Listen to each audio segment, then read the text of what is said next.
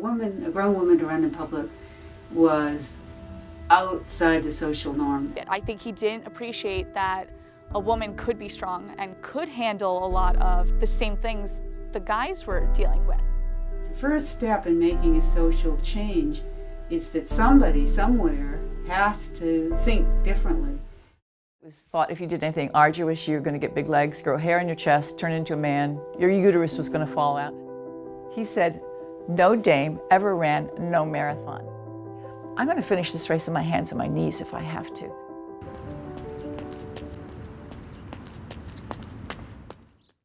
Running has been a form of exercise that has been around for centuries. People run for all different types of reasons.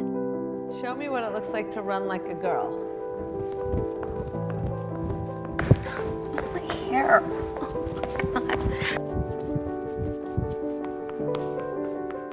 Well, I was born here in the Boston area, and I went to the University of California and I studied philosophy. I also went to the Museum of Fine Arts School.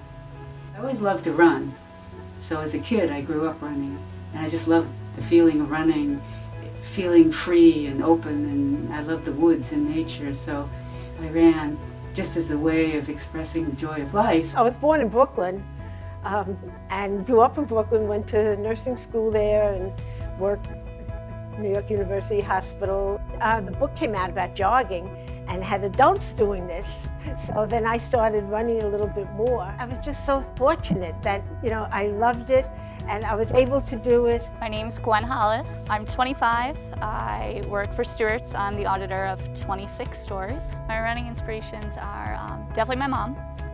Growing up, she was really big on us having an outlet for every part of our life.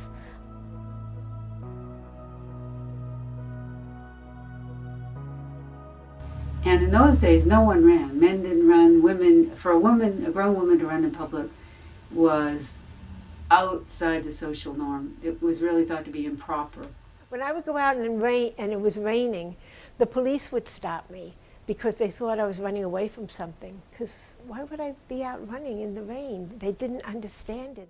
Runner Kathrine Switzer, known as the girl who started it all, ignited the movement for women's equality in running in 1967. On April 19th that year, Kathrine Switzer registered under the name KV Switzer at the Boston Marathon. During her race, an official named Jock Semple grabbed her and tried to take her off the course. The journalists got very aggressive. What are you trying to prove? Are you a suffragette? Are you a crusader? Whatever that is, And I said, what? I'm just trying to run. Bobby Gibb is another runner involved in the movement for equality in women's running. So I wrote for my application, and they told me that the women are not physiologically able to run marathon distances. We can't take the medical liability. And furthermore, it's a men's division race. There are no women's division marathons. So suddenly I saw, wow, there's a little chink in the armor. I have a way to challenge this thing that had been so frustrating to me as a young woman growing up in society and seeing how we had to live in a box, very restricted. You got married, you had 2.3 children, you take care of your house, and that was it. You couldn't be a doctor, you couldn't be a lawyer. I could see what was coming down the line, and it was all based on this false belief that women weren't able, they weren't mentally able, they weren't physically able to do these things. And so I thought, wow, if I can prove this one thing wrong, then it's going to throw into question all the other false beliefs. And then in 1964, I saw the Boston Marathon for the first time, and I fell in love with it. Something inside of me said, I want to be part of this thing. And I came by bus, so I wanted to get warmed up. I ran around. I found a little place near the start where I could hide in the bushes, and then when the race started, I could jump in. And the men quickly realized, I was disguised. I had a blue hooded sweatshirt and my brother's Bermuda shorts and new running shoes, which was a mistake.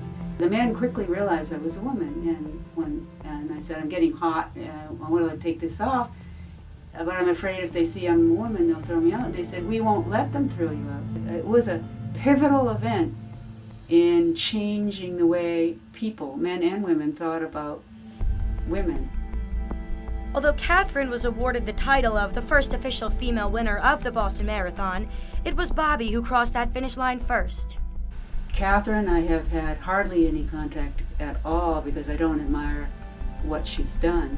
I think if she had told the truth from the beginning, I'm happy to give her credit for what she has done for women's running. So when she made a career out of it, which I applaud that, and I applaud her recent run in Boston 50 years later, I think that's a great achievement, and that's something that's real and good. So I applaud the things she's actually done, but when she insinuates or says that she was the first official woman or the first woman, or it ignores the fact that I finished an hour ahead of her in this race, that is a lie.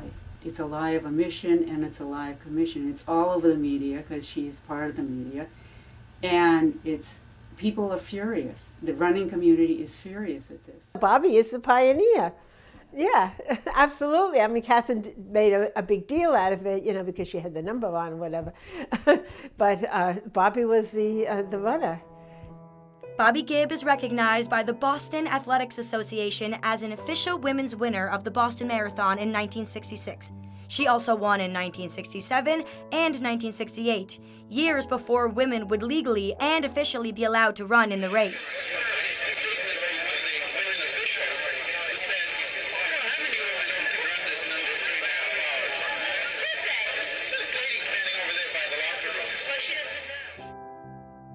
Nina Cusick began her activism in 1971 when she proposed ending the ban on women's marathon running to the Amateur Athletics Association. Well, I had gotten all the rules changed, and finally they said certain women could run the marathon. They had to start at a different time and place from the men. The AAU just changed all the rules so that women were officially allowed to run marathon. Our first. This allowed Nina to become the first official female winner of the Boston Marathon a year after her proposal. Well, I was happy to win, of course, and I was so happy it was official. It just felt like a wonderful place to win when we became official. Months later, Nina continued her activism, bringing her concerns over to the city of New York. Oh, and we had a sit-down strike, 72, New York City Marathon. Fred Lebo, who was the race director, knew all about it, and he was happy that we were doing this because of the publicity. But we were doing it because we felt that it was not fair. Back then, women were just being allowed to run the marathon, and to separate us from the marathon didn't seem fair to us. And so we got our little posters ready, and when the gun went off, we sat down for 10 minutes and had 10 minutes added to our time. Nina became the first woman to triumph in both the New York and Boston marathons. She attended the Amateur Athletics Conference, bringing a lawsuit with her. That year, the separate starting line requirement was banned.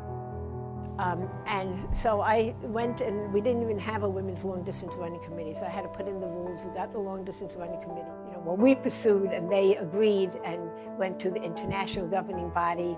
Nina's work didn't stop there. She was among the group of people that lobbied for women's marathoning to be added to the Olympics. Women's marathoning, they claimed, just wasn't popular enough. The lobbyists won their bid, and in 1984, women's marathoning appeared in the Olympics for the first time in history. Times have changed, and as of 2013, 43% of marathon runners are female, with the numbers rising every year. Though they are still facing challenges, women are given the legs they didn't have 50 years ago.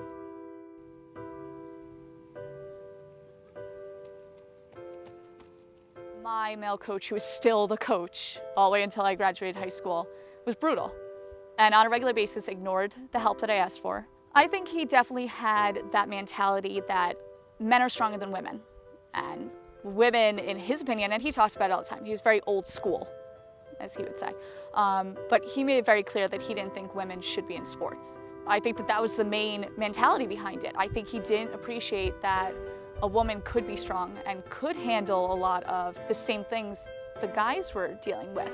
Why are we being separated when all of us can be on the same level when it comes to our ability and our knowledge of running?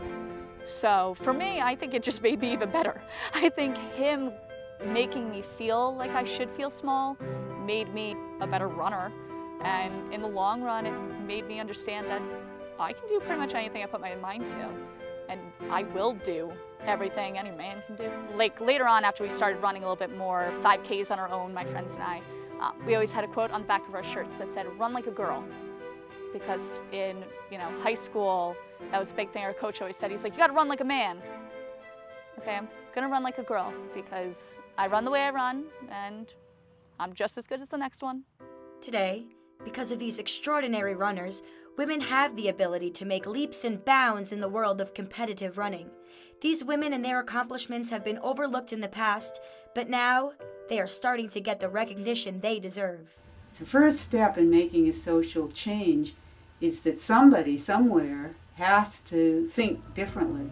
I mean, so it comes back to overcoming false beliefs and replacing the false belief with the true belief, the fact, the truth. So demonstrating the truth. The woman could run a 26.2 mile marathon and run it well. I was completely ignorant of running times and personal bests and all that. I just wanted to show that women could run, and I ran, and I finished ahead of 2/3 of the pack. To just enjoy the moving of your body and your mind goes so free. It's wonderful. What does it mean to you when I say run like a girl? It means run fast as you can. Keep doing it because it's working. If somebody else says that running like a girl or kicking like a girl or shooting like a girl is something that you shouldn't be doing, that's their problem. Because if you're still scoring and you're still getting to the ball on time and you're still being first, you're doing it right. Doesn't matter what they say. I mean, yes, I kick like a girl and I swim like a girl and I walk like a girl and I wake up in the morning like a girl because I am a girl. And that is not something that I should be ashamed of. So I'm gonna do it anyway. That's what they should do.